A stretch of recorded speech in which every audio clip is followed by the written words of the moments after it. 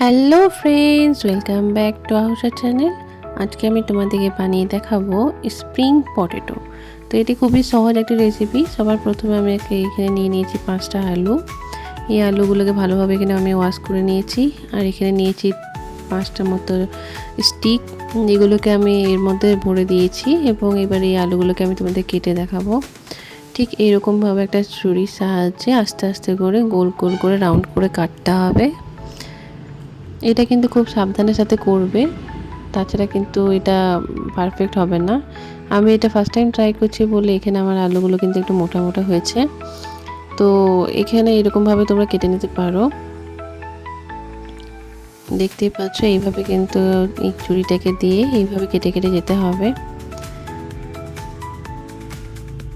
Spring potato বানানোর জন্য যে একটা মেশিন পাওয়া যায় সেটা তোমরা কিন্তু কিনতে পারো, তাহলে কিন্তু খুব ভালো পারফেক্ট হবে। প্রত্যেকটা স্লাইস কিন্তু খুব সরু সরু পাতলা পাতলা হবে।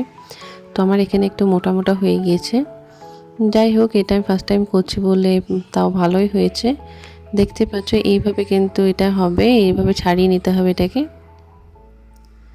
এখন দেখো, এটা একদম এইভাবে পারফেক্ট হয়ে গেছে। একই রকমভাবে কিন্তু আমি বাকি সব পটেটোগুলোকেও এরকম শেপ দিয়ে দেবো। দেখো, সব কিছু কিন্তু রেডি হয়ে গেছে এখানে আমার। এখন আমি একটা পাত্রের মধ্যে নিয়ে নিচ্ছি কর্নফ্লাওয়ার, হাফ কাপ মতো কর্নফ্লাওয়ার নিচ্ছি। আর নিচ্ছি হাফ কাপের মতো ময়দা। আর এখানে দিয়ে দিলাম লবণ। আর এখানে দিচ্ছি লঙ্কার গুঁড়ো।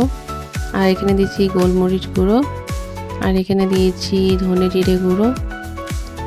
এখন একটু ঠান্ডা জল এর সাথে মিক্সড করে একটা ভালো ব্যাটার বানিয়ে নিতে হবে। এখানে আমার কিন্তু ব্যাটারটা পুরো রেডি হয়ে গিয়েছে। দেখতেই পাচ্ছ কতটা পাতলা হয়েছে। ঠিক এরকমভাবে কিন্তু করে নেবে তোমরা।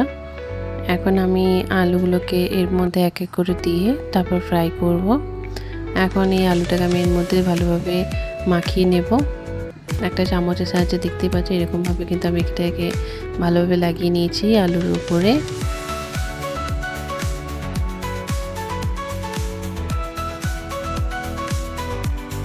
এখন এটা আমার ভালোভাবে লাগানো হয়ে গেছে। এবার আমি একটা কড়াই তেল গরম করে তার মধ্যে এটা কিন্তু এক এক করে ছেঁকে নেব।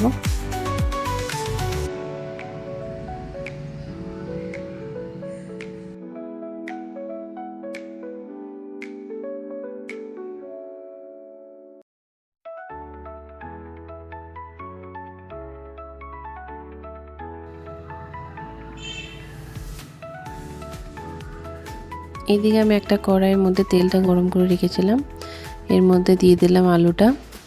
এটাকে একটু ভালোভাবে ছেঁকে নিতে হবে। মিডিয়াম ফ্লেমে রেখে কিন্তু এই কাজটা করবে, কারণ যেহেতু আলুগুলো একটু আমার স্লাইসটা মোটা হয়েছে, সেই জন্য আমি এটা মিডিয়াম ফ্লেমে রেখে একটু ভালোভাবে ভেজে নেব, যাতে ভেতরটা কাঁচা না থাকে। একই রকমভাবে আরেকটা আলু আমি এভাবে লাগিয়ে এইখানে ছেঁকে নিচ্ছি।